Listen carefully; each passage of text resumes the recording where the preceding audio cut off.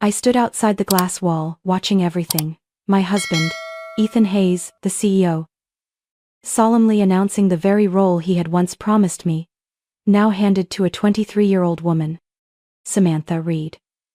The secret lover I had heard whispers about for months. Please welcome Samantha Reed, the new Chief Strategy Officer of Hayes Meridian Group. That announcement rang out in the middle of the Monday morning Board of Directors meeting. The whole room erupted in applause. Ethan smiled, resting his hand on Samantha's shoulder. When he noticed me stepping inside, his eyes flickered, then he said coolly, "It's nothing personal, Morgan. It's just business." Just business?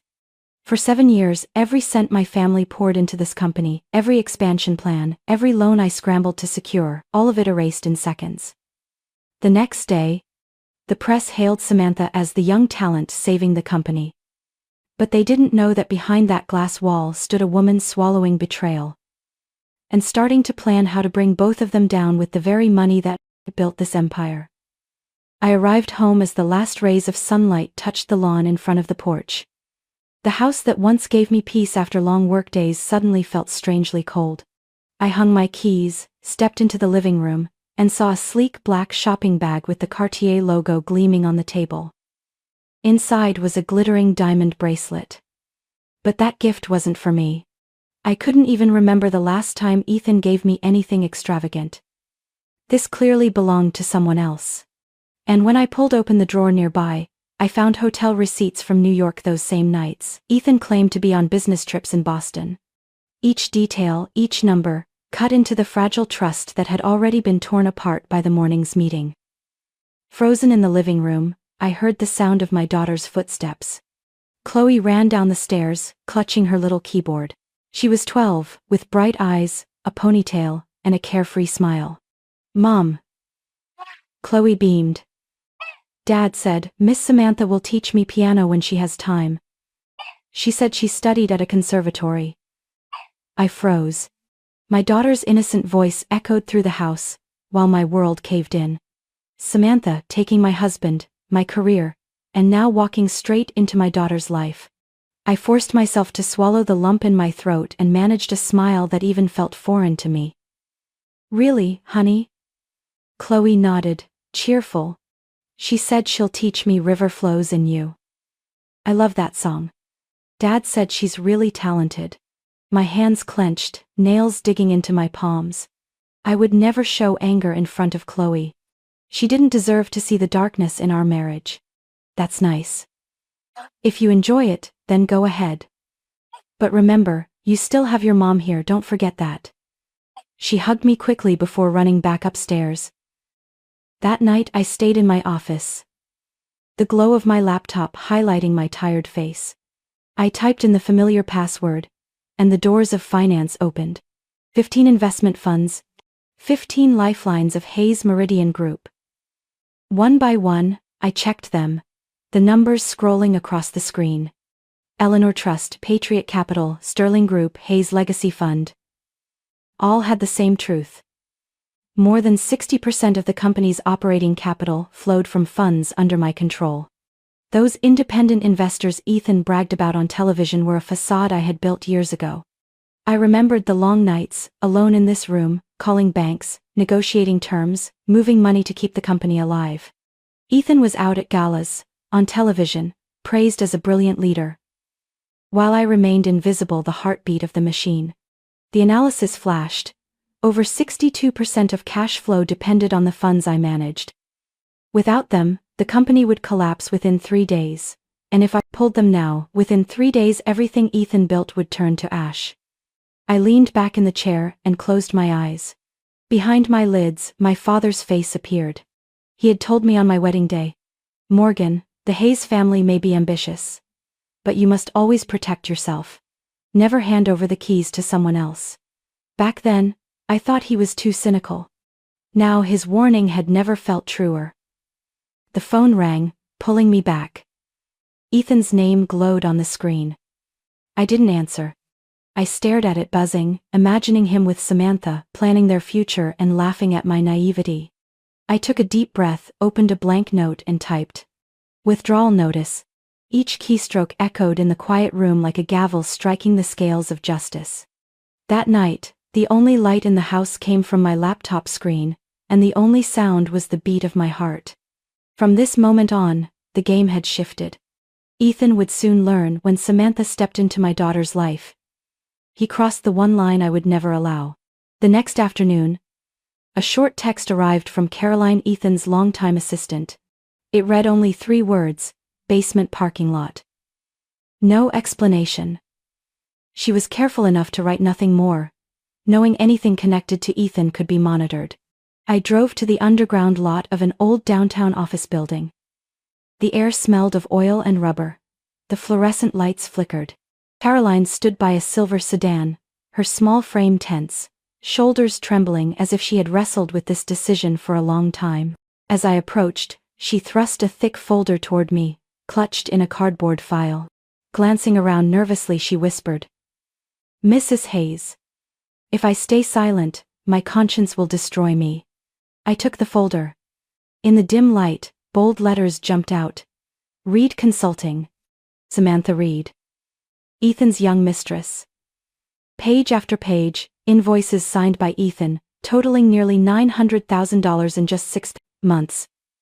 Payments labeled, Market Strategy Consulting, Expansion Project Development.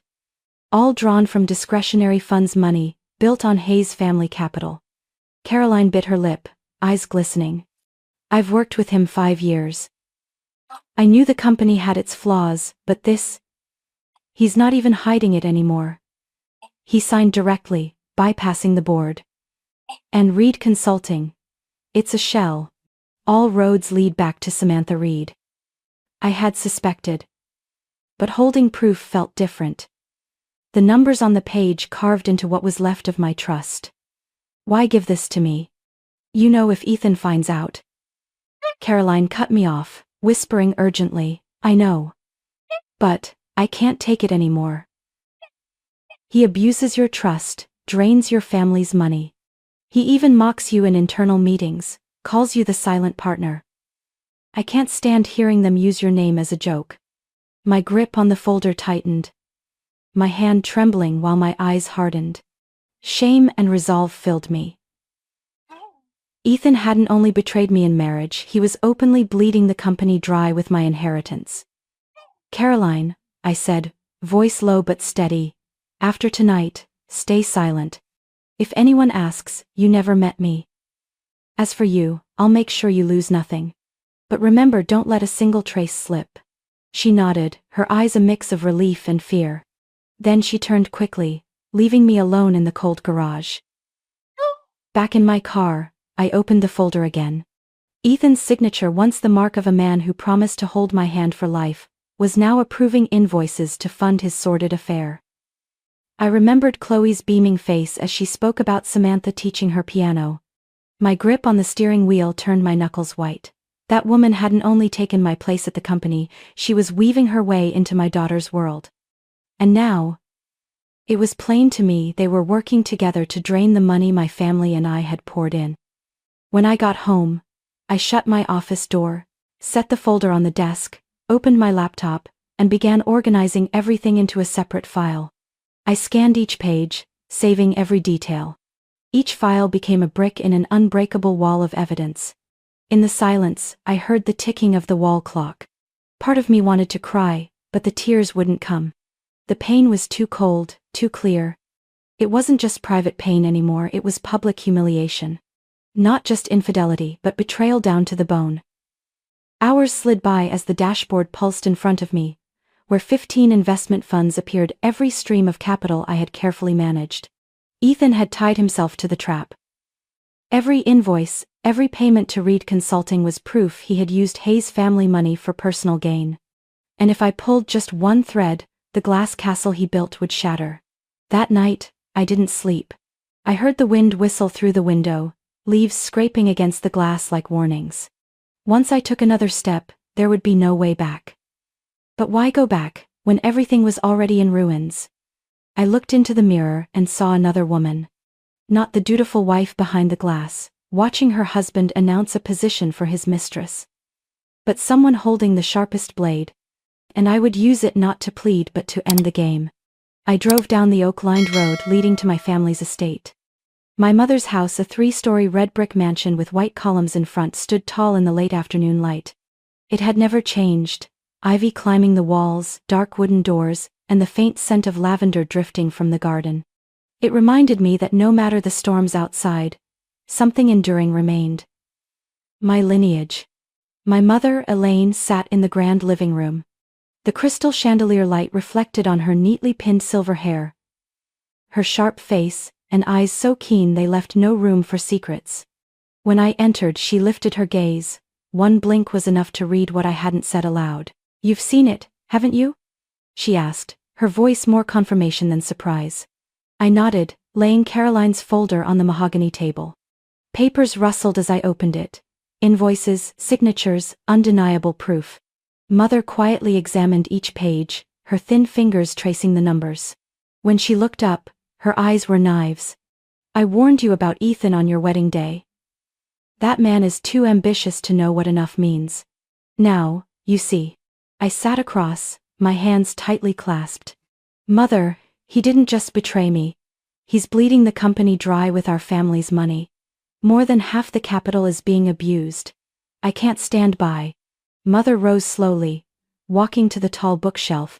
She slid open a hidden compartment, pulling out an old wooden box, its brass lock gleaming despite its age. She unlocked it, revealing yellowed files. "This is the emergency clause your father wrote 20 years ago," she said, pushing the file toward me. "It allows the fund manager you to withdraw capital immediately upon discovering fraud or abuse. No board approval, no waiting. Just your signature."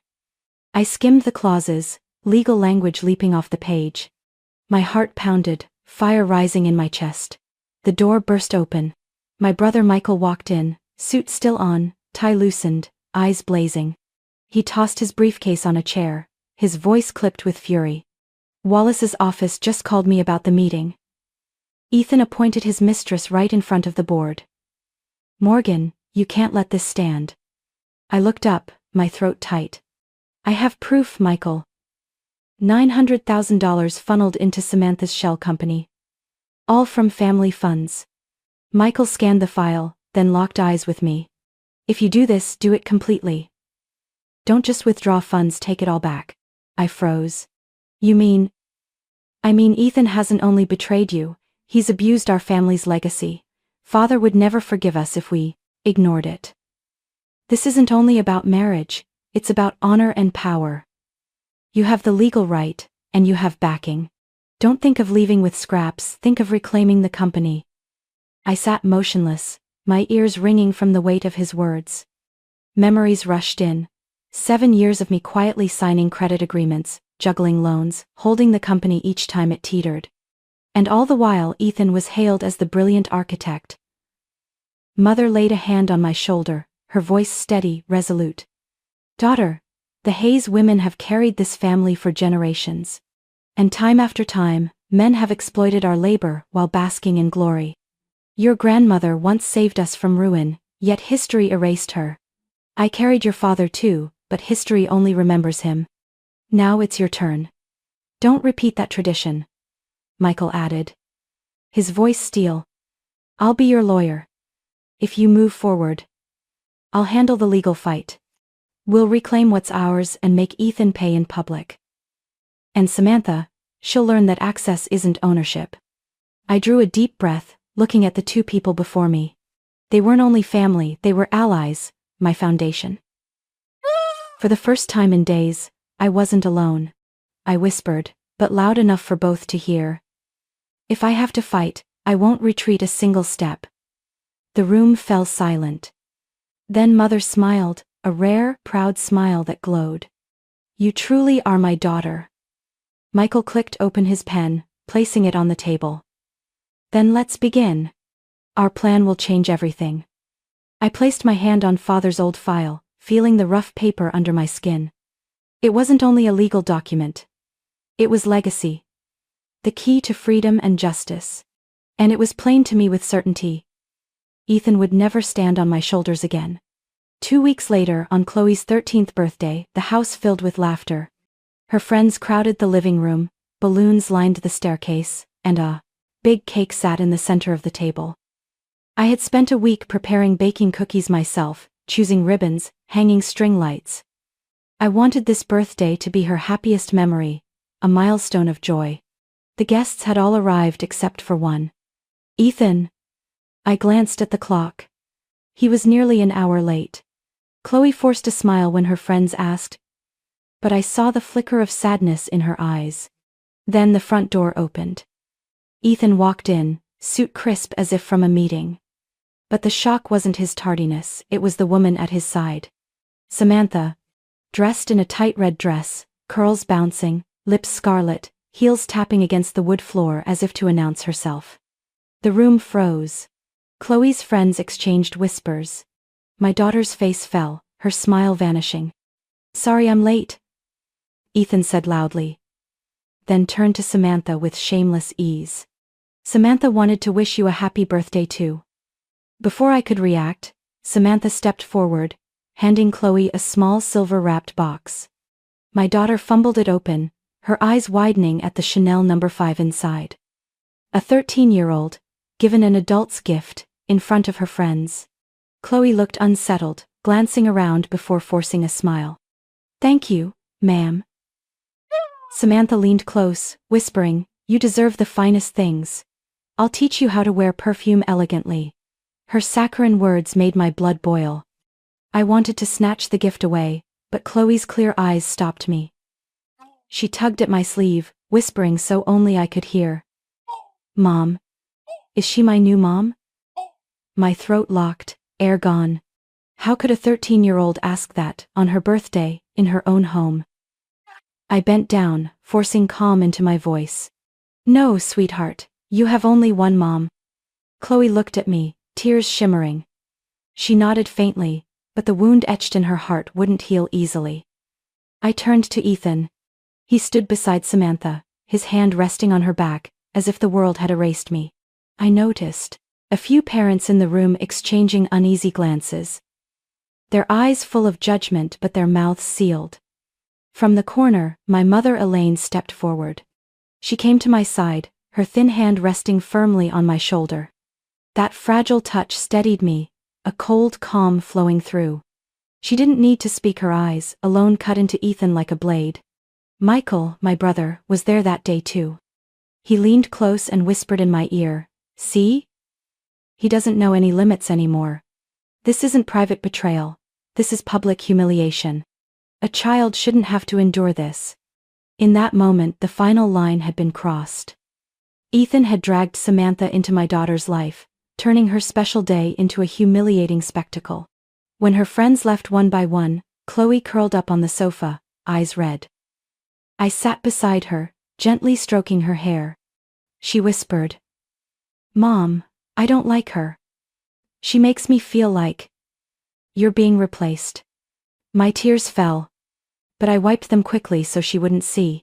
I held her tight, as if my warmth alone could erase the cruelty she had just faced. That night, when Ethan left with Samantha, I stood at the door watching. My face no longer trembled. Inside me, resolve had hardened into cold steel. If I had once thought about saving this marriage, there was nothing left to preserve now. My mother's library had always held childhood memories, dark wooden shelves, portraits of my grandparents high on the wall, and the scent of old paper mingled with the peppermint tea she brewed. But that night, the quiet room became a war room, where my family gathered every truth and prepared for a merciless battle. On the long velvet-covered table, Michael spread piles of documents. Bank statements, fund records, guarantee contracts. I set Caroline's folder beside them, the cold numbers now fitting into a larger, undeniable picture. Mother sat at the head of the table, her reading glasses sliding down her nose, pages turning with sharp rustles, her eyes growing colder. Michael stood, pen in hand, marking red on the summary board. Here, Reed Consulting, Samantha's shell company. Nearly $1 million in 6 months. All from the Hayes Fortune Trust.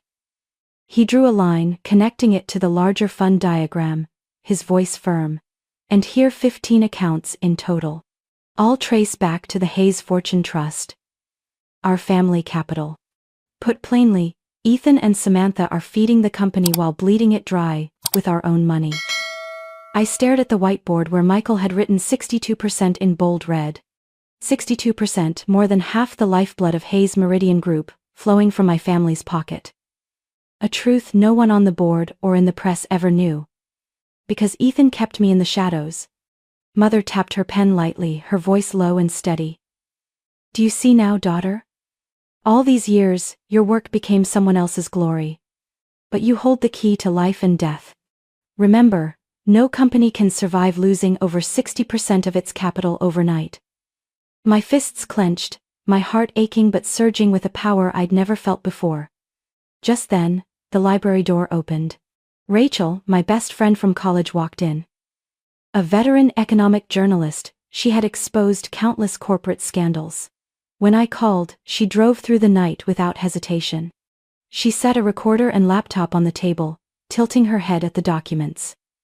God, Morgan. If I publish all this, by tomorrow Ethan and Samantha will be plastered on the front page. Wait. I don't want this to explode in the press too soon. I need evidence strong enough to trap them completely. But Rachel, I need you to do one thing. Keep everything sealed until I give the signal. When the time comes, I want public opinion to be the final hammer. Rachel nodded, her eyes burning with resolve. All right, I'll hold it. But say the word. And I'll release everything.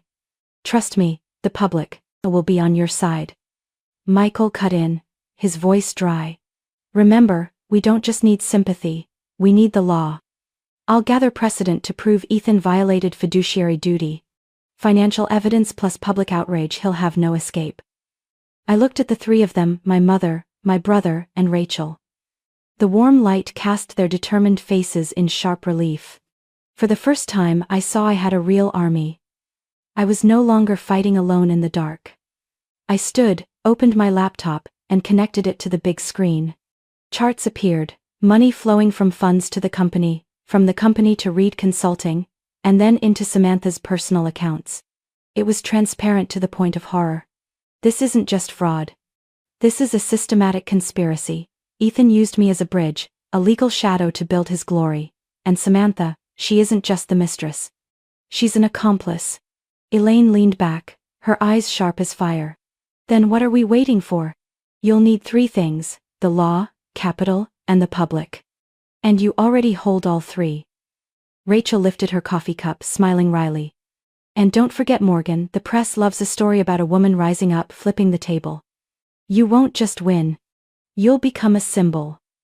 I didn't care about being a symbol. I wanted back what was mine, and more than that, I wanted Chloe safe from her father's cruelty dressed in glamour. Michael tapped father's old file with the emergency withdrawal clause. When you decide, we'll trigger it. Every dollar will return within 30 minutes.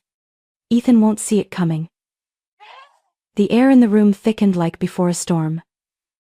There was no doubt from here. Every step had to be calculated. Ethan had underestimated me, believing I'd remain the silent partner.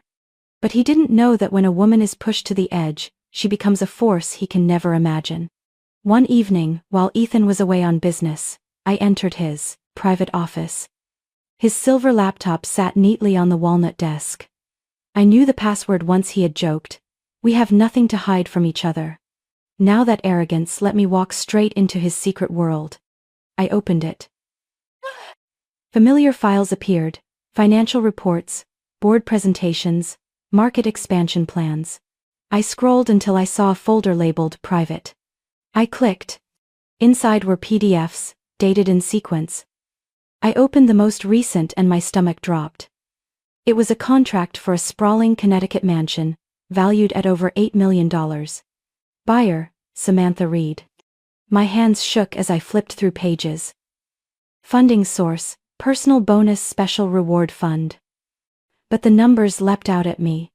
They matched exactly the inheritance my parents were set to transfer to me next month, meant to secure Chloe's future. I collapsed into the chair, cold sweat breaking across my forehead. Ethan had devised a legal way to convert my inheritance into his personal bonus, then turn it into a mansion under his mistress's name. I whispered to myself. He didn't just betray me. He's trying to steal from Chloe. My father's words echoed in my head. Inheritance is to protect blood, not to amuse outsiders. Now, Ethan had trampled every boundary. I printed every file, stuffed them into my bag, and called Michael. My voice rasped. You need to see this. Ethan isn't just siphoning the company. He's about to make my inheritance legally Samantha's. Michael arrived by midnight. When he saw the contract, he slammed it down, his face dark. Good Lord, this isn't greed anymore. This is premeditated fraud. If he pulls this off, legally you'll lose ownership of your own inheritance.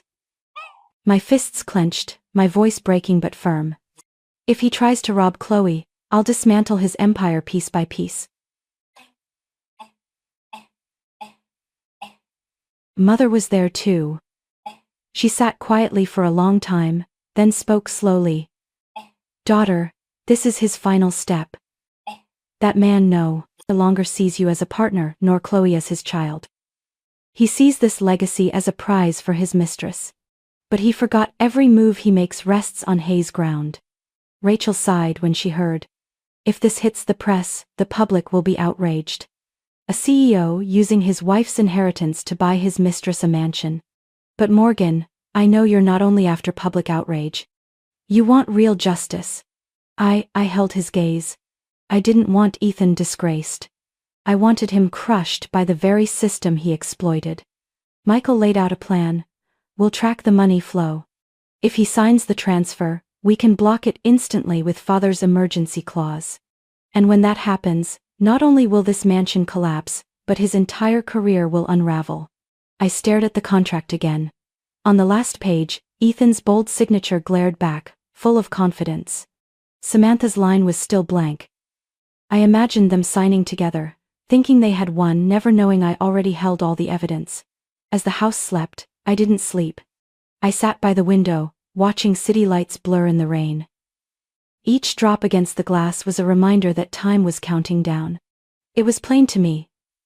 From now on, every minute, every hour, I wasn't just a betrayed wife. I was a mother, an heir, and the only one who could end this vile game. Ethan thought I would stay silent. But he forgot silence doesn't mean weakness. Silence is when I gather every piece. So when I rise, I leave no crack for him to escape.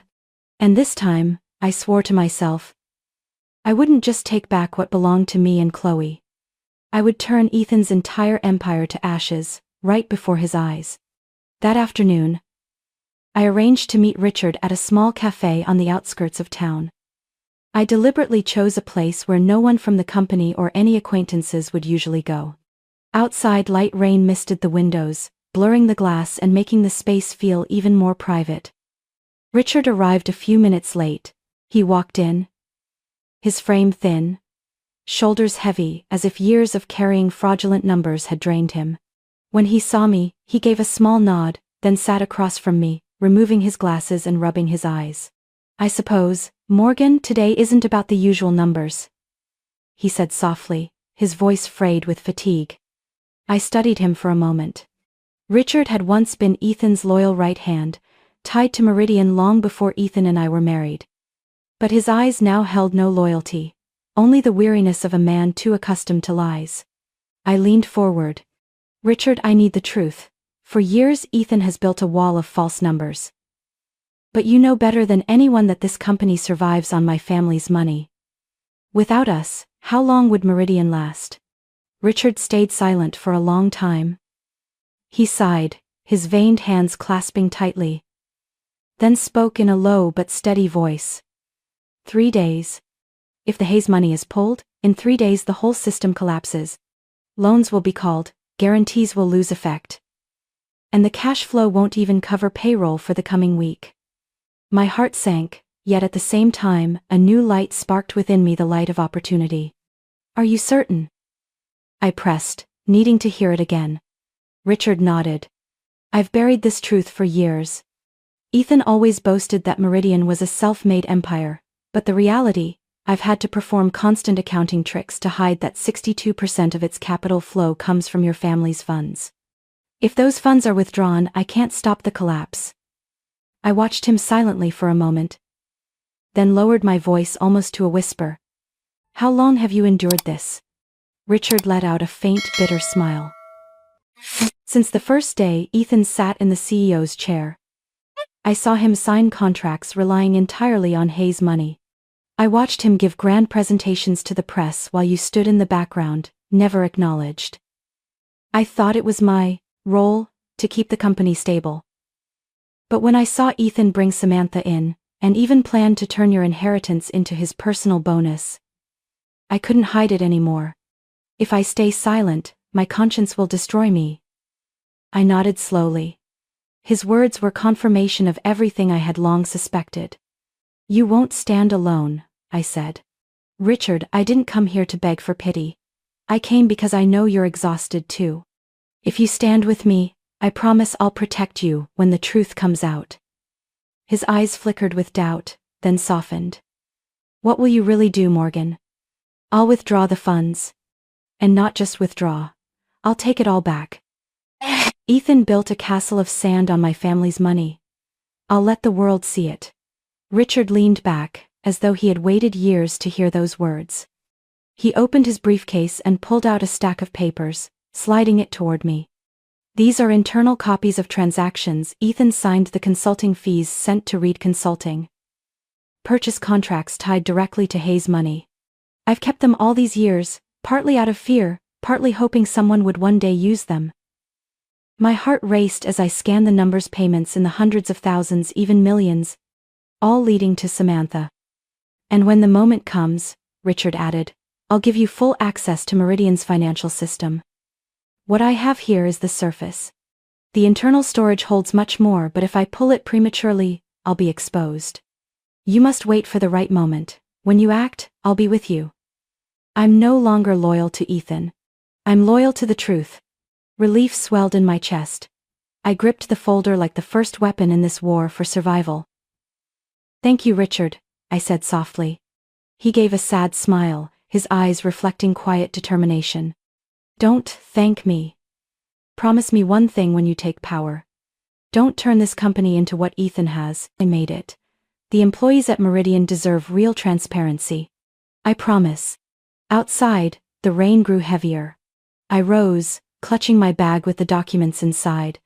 Each raindrop on the glass roof tapped like a countdown to Ethan's end. And for the first time in months, I didn't feel alone. Richard had chosen my side.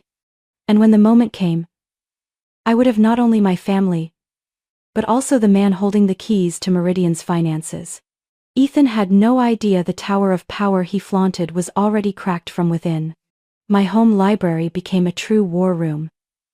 Golden light poured over the long wooden table, now covered with papers, laptops, and dozens of contracts marked in red. On the wall, Michael pinned a large whiteboard divided into time slots from 9 o'clock to 9:20 a.m. Each 5-minute block was numbered, with a list of our family's funds beneath. I sat in the center, 3 laptops in front of me, each running the dashboards of 15 accounts. With one perfectly timed click, tens of millions would vanish from Meridian's capital stream. Michael stood with arms crossed, his gaze sharp, his voice firm. We can't withdraw everything at once. The banks will flag it as a cyber attack or money laundering. What's your plan? I took a deep breath and pointed to the board. We'll withdraw every 3 minutes. 9 o'clock, Whitmore Growth. 9:03, Eleanor Holdings. 9:06, Patriot Capital. On and on until 9:20. 15 accounts in total, over 60% of Meridian's capital, but no system will catch up. Each transfer carries a legal digital signature, no one can deny it. Michael nodded, admiration and tension in his eyes. This is a double-edged sword, Morgan. If Ethan discovers it early and runs to the board, he'll claim you're sabotaging joint assets. I answered with a cold smile. I've prepared so he has no escape. Every document has already gone to the SEC. If he dares accuse me, they'll to have proof that he and Samantha used Reed Consulting to siphon nearly $1 million from the company. My mother sat at the head of the table, her eyes blazing in the lamplight. Her voice rang with steel. This is exactly what your father always said. Never make a single move without a shield behind it. If you strike, make sure he has no choice left. I answered with a brief tilt of the chin, heavy but resolute. I've sent one copy to our lawyer, another encrypted copy to Rachel. If Ethan wants to turn this into a public war, all Rachel needs to do is press a button and the whole country will know CEO Ethan Hayes built his empire on his wife's money. Then tried to embezzle her inheritance to buy his mistress a mansion. Michael let out a dry laugh. So, not only will Meridian fall, but Ethan's name will be ruined too. In my head, I heard drums pounding. Every step had to be flawless. One mistake, and it would all collapse. Richard had kept his word. The night before, he sent me Meridian's entire internal data. Real financial reports, lists of bad debts, falsified consulting contracts. I compressed the files and attached them in a package straight to the SEC. In the email, I wrote only one line. Urgent evidence of systemic financial fraud. See attached. I remembered Richard's face when he handed me the files. He said quietly, "You'll see once the light is turned on. They'll have nowhere left to hide." I placed my hand on the printed folder. Each number cut like a blade. If I went through with this, Ethan would lose everything: his company, his reputation, perhaps even his freedom. Michael sat beside me, his voice gentler. "Are you sure you're ready? This isn't just finance, this will be a national scandal. The press, television, social media, they'll all swarm. You'll be at the center of the storm." I turned to him, my eyes dry. I've lived 7 years in the shadows, watching others bask in the glory of my work and money. Now it's time I step into the light, Michael. Not for me, for Chloe. I won't let her grow up believing that betrayer had the right to steal her legacy. Elaine squeezed my hand, her gaze a mixture of worry and pride. "Daughter, when you press that button, there will be no turning back. But I believe you're ready." I looked at Michael, then back at the screen. The transaction windows still showed enormous balances: over 32 million in Eleanor Holdings, 8 million in the Singapore Fund, and a string of other accounts spread across New York, Boston, and even Zurich. The plan was clear. At 9 o'clock, we would begin. Each click would be like pulling a brick from the tower Ethan proudly called his empire. And when the final brick was removed, the tower would collapse beneath him. I closed my eyes briefly, drawing in a deep breath. One thought rang in my head. If he dares use Chloe's inheritance to feed his mistress, I will turn everything he has into ashes. Near dawn, I left the library when the clock struck 1 a.m. Walking down the dark hallway, I heard Chloe's steady breathing from her bedroom. I pushed the door open slightly, watching her curled under the blanket, brown hair tousled across the pillow. I whispered, "You will never lose what is yours. I promise." I closed the door, returned to my room, but sleep never came. Instead, I sat quietly in the dark, waiting for dawn, waiting for 9 o'clock. Because in just 20 minutes, Ethan's entire world would dissolve into smoke. The board of directors' meeting room blazed with light, tall glass reflecting the faces of people hired to decide a company's fate. Ethan stood at the podium, his face radiant, holding a carefully prepared speech. Behind him, a slide projected, welcoming Samantha Reed, Chief Strategy Officer. The meeting was streamed live on the main screen, flashes from in-house photographers popping like small fireworks. I walked up to the glass door, looking inside. They still didn't know. They still believed in Ethan's theater. I closed my eyes for a moment, locking down the trembling in my chest, not fear, but the cold steadiness of someone who had planned too many nights. Ethan began speaking, his voice smooth, filled with words like vision, innovation, youthful leadership. Samantha stood beside him, wearing a practiced smile, her hand resting lightly on the chair. Every name, every applause, every gaze was directed at her. Then, just as Ethan paused to invite Samantha forward for congratulations, the screen behind them suddenly flashed with a stream of red alerts. Emergency withdrawal: Hayes Fortune Trust terminated. The warning blinked repeatedly, followed by secondary alerts. Account balance drop. Immediate action required. Liquidity crisis detected. Trading halt initiated.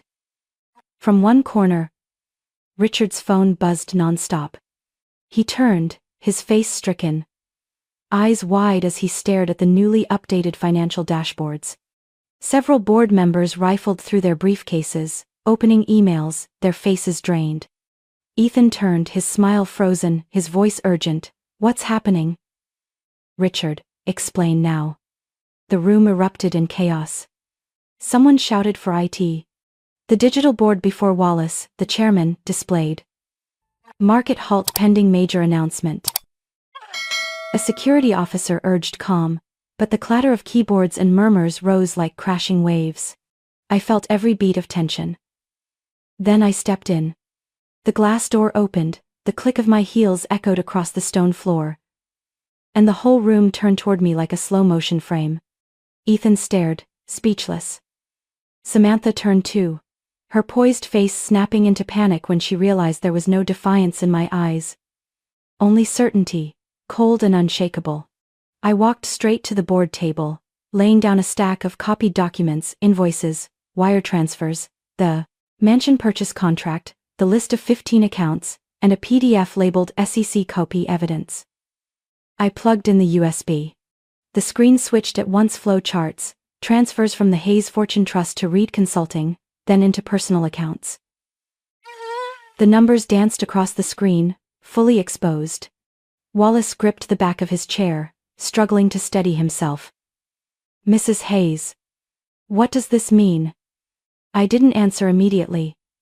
I stepped to the microphone, my voice like stone. "I have just withdrawn every dollar my family's funds provided to Meridian." The words exploded through the room like a bomb. Eyes locked on me, breaths caught in throats. Some board members leapt up in shock. Ethan strode toward me, trying to speak. But I raised my hand and cut him off without greeting. "Don't call this a misunderstanding. Don't beg. I have already sent the SEC a full copy of invoices, records, and emails showing Reed Consulting received nearly $1 million in consulting fees, money my family poured in to rescue Meridian countless times. I also hold the Connecticut mansion purchase contract, where the funding source was hidden as personal bonus." Samantha's face drained, her lips pressed tight. Richard rose, voice trembling but firm. "She is right. Reporting systems confirm that over 62% of our operating capital came from Hayes funds.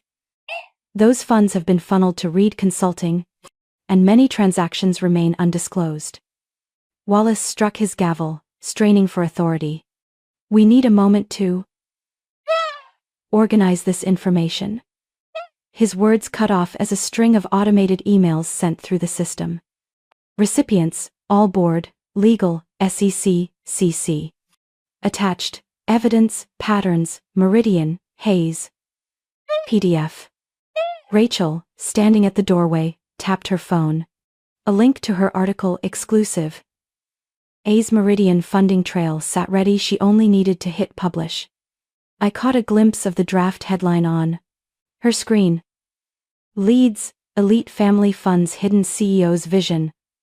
Backed by wife's trusts." Ethan turned back, his voice cracking. "Morgan. What is this? What are you trying to do?" He reached for my arm, reflexively pulling, but withdrew instantly when I didn't respond. "I'm making sure everyone here understands one thing. Meridian exists because of my family's money. And now that I've withdrawn it, you have two options." The room held its breath. Wallace opened his mouth, ready to intervene, but I spoke first. "My conditions are clear. 1. Ethan Hayes resigns immediately as CEO. 2. Samantha Reed is terminated for conflict of interest and exploiting connections for funds. 3. I assume the role of chair with 51% voting power temporarily to restructure finances. 4. Meridian discloses all transactions publicly for at least 2 quarters, and cooperates fully with the SEC investigation." A wave of whispers surged. One board member shouted, "Impossible! You don't have the right to demand the chair position unilaterally." Richard, calm beside me, replied, "Legally, if the funds keeping operations alive are withdrawn, the investor has conditional rights. Furthermore, the Hayes Trust contains an emergency withdrawal clause, and as trustee, she holds authority. Wallace fell silent, blinking at the board. His face blanched. "We must vote," he murmured. Ethan lurched forward, fury spilling. "You can't let her do this. I built this company. I demand time to respond, to verify the information." I raised a letter high, a copy of the email already sent to the SEC, time-stamped and digitally sealed. Any attempt to stall is recorded by the SEC. I sent everything before walking in here. If you allow Ethan to delay, you are shielding a fraud. The room fell into dead silence. Some members looked away, stroking their chins, calculating. Outside, phones buzzed as news alerts broke. Breaking, major, withdrawal. From Meridian's largest backer. Wallace scanned the room. His tone forced into pragmatism. "We face immediate collapse without replacement capital. Her choice is simple. Either accept her terms and seek a solution, or this company closes in days." The air shifted. The reality of money and power outweighed all the words and prestige. Richard leaned in, whispering to key members. "If we don't agree now, regulators will intervene, and this file will hold us accountable." Within 15 minutes, the meeting turned into an emergency vote. Notes passed hand to hand. Members weighed reputation, liability, and the survival of the company. My heart pounded not from fear, but from history bending toward me. Samantha, once so confident, now sat trembling in her chair, eyes fixed on her handbag. She had no documents to defend herself, only shady contracts. Those around her stayed silent. When the vote concluded with a majority approving my terms, Wallace sighed, his face pale as if doused with cold water. "By majority of the board, her conditions are temporarily approved. Ethan Hayes must resign immediately."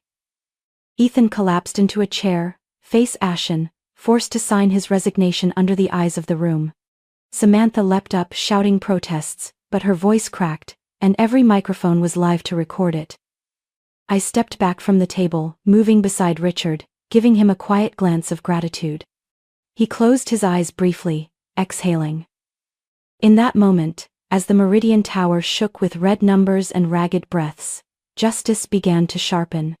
Every eye turned toward me, the woman they once called the silent partner, confined to being a wife and mother, never daring to touch power. Now I stood at the center of a financial coup. The large screen behind Ethan continued to roll through the evidence. Reed Consulting's sham contracts, hotel invoices, luxury gifts. Then the Connecticut mansion contract appeared. Ethan's bold signature, beneath the words funding source, personal bonus. One board member gasped. "My God. He used the Hayes family inheritance to legitimize this purchase." Samantha froze, her face pale. She turned to Ethan, voice breaking. "You said everything would be fine. You said no one would ever know." Ethan, trembling, tried to compose himself. But at that instant, phones buzzed again around the table.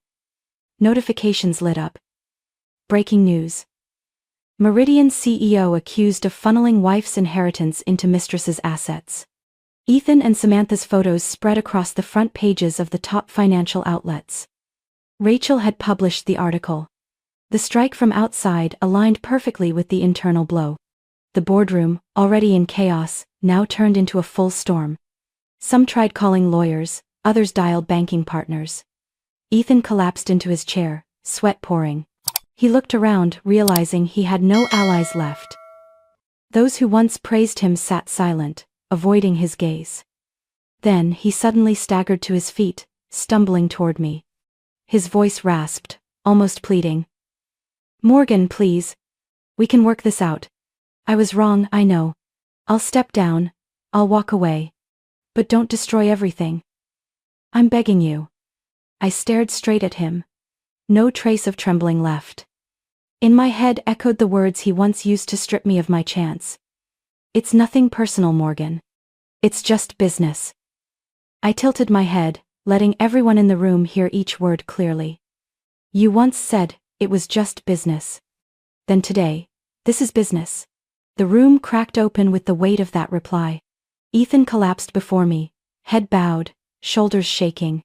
But I neither touched him nor turned away. I left him kneeling there, in the very boardroom he once ruled, so all could see the empire he built on deceit being torn apart by my hands. Wallace rose, his voice firm. By majority vote, Ethan Hayes is officially removed from the position of CEO. Samantha Reed is terminated immediately, and an internal investigation will be launched. Mrs. Morgan Hayes will assume control with 51% voting authority until further decision. Each word landed like a sentence. Some board members tried to keep a stern face. Others could not hide the relief in their eyes as if they knew the company could now be saved under my leadership. Samantha shrieked, her voice sharp. You're all insane. I'm the one who brought strategy to Meridian. You'll regret this. Security entered, escorting her out, her high heels clattering against the marble floor, echoing with humiliation. Ethan still knelt there, his eyes clinging to me like a drowning man to a last plank of wood. I turned coldly, walking toward the CEO chair. Light from the overhead lamps glinted across the oak table. I sat down, adjusted the microphone.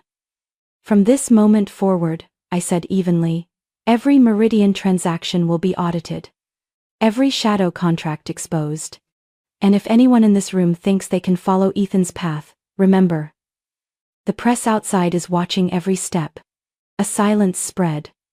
But this time, it wasn't the silence of crisis. It was the silence of acceptance that the balance of power had flipped completely. I glanced out the glass wall. The city lights still burned bright. But inside me, another darkness had been pushed back. Not by forgiveness, but by resolve. Ethan lifted his head one last time, lips trembling. Please, don't do more. I looked down at him, my eyes unwavering. You made your choice. Now you live with it. I struck the gavel on the table, formally declaring the session closed. And in that moment, Ethan had lost not only his title and company, but also the weapon he once wielded best, the power to manipulate. Because today, before the entire board, I had proven I was the one holding the real power. 3 months passed like a long dream. But not a gentle dream, an awakening journey. I sat in the dark brown leather chair in the top office of Meridian's headquarters. Once Ethan's domain, it was now where I directed every decision. Outside, New York's lights spilled across glass towers, reflecting the city's restless heartbeat. The company had changed. The latest quarterly reports showed 11% growth, but this time not from fraud or polished numbers. These were real gains, from transparent contracts. Employees entered my office with brighter eyes, firmer handshakes. They no longer bowed timidly as under Ethan. They looked at me as though they had finally found a true leader. On my desk, I kept 2 things. One was an old photo of 3 generations of Hayes women. My grandmother, in a simple dress with a radiant gaze. My mother with her calm smile. And me, a young girl with tied-back hair, eyes untouched by betrayal. I placed it in a silver frame, right before me, a reminder that my strength came not from numbers or titles, but from bloodlines and memory. The second, full of irony, was Samantha's appointment letter signed by Ethan. That day, he had proudly told the board, Samantha is the future of this company. I had it framed, with a small plaque beneath engraved. Don't mistake access for ownership. It was both a scar and a mirror, ensuring I never forgot the lesson. That afternoon, Chloe burst into my office, clutching a bundle of papers. 13 years old, brown hair falling across her forehead, her eyes shining. She dropped the pages on my desk, beaming, Mom, I finished the essay. The teacher asked us to write about the woman we admire most. I wrote about you. I froze. Chloe's words spilled across the page. The woman I admire most is my mom. She stood up when the world tried to break her down. She taught me that strength isn't shouting louder, but standing steady so storms can't sweep you away. I swallowed hard, pulling her into my arms. I didn't need medals or headlines. One handwritten page trembling, with Chloe's words, was the greatest reward. I'm proud of you, Mom, Chloe whispered. I stroked her hair, eyes burning. And I'm proud of you. More than anything. A light knock sounded. Rachel entered holding a cup of coffee. She smiled. The last article is still trending. And Morgan, I think you didn't just save the company. You created a story that proves justice still exists in business. No, Rachel. I didn't do it to prove justice. I did it so my daughter won't grow up thinking deceit is the only way to survive. Just then, a golden puppy bounded into the office, ears perked, eyes gleaming. Chloe squealed. Liberty! Come here. She knelt, wrapping her arms around him, laughter ringing through the room. Liberty ran circles around the desk, tail wagging, bringing fresh life to a space once heavy with power struggles. I sat back, watching the scene. Chloe and Liberty, my daughter, and the freedom I reclaimed brightened the office together. Sunlight streamed through the glass, falling on both the Hayes women's photo and the framed appointment letter. Two opposing symbols, yet both reminders. No one can take what's mine unless I allow it. I leaned back, a slow smile spreading. Freedom, justice, and strength at last, all belonged to me. And whenever I reflect on the journey, I wonder, how many women out there have been stripped of their voices, forced into silence in families and careers they helped build? More importantly, how many have the courage to rise not just for themselves, but to preserve the legacy for those who come after? My story isn't only about a broken marriage or an exposed deal. It's about where we can find strength, even when it seems everything is lost. And what about you? If you were in my place, would you choose to stay silent, or rise once to reclaim justice? I'd love to hear your thoughts because every answer reflects true perspectives on family, loyalty, and the limits of endurance. If this story touched you, leave your comment, share your feelings, and join the discussion. And don't forget to follow the channel for more stories about family, bonds, and the secrets hidden behind seemingly quiet doors. You might even see a reflection of yourself within them.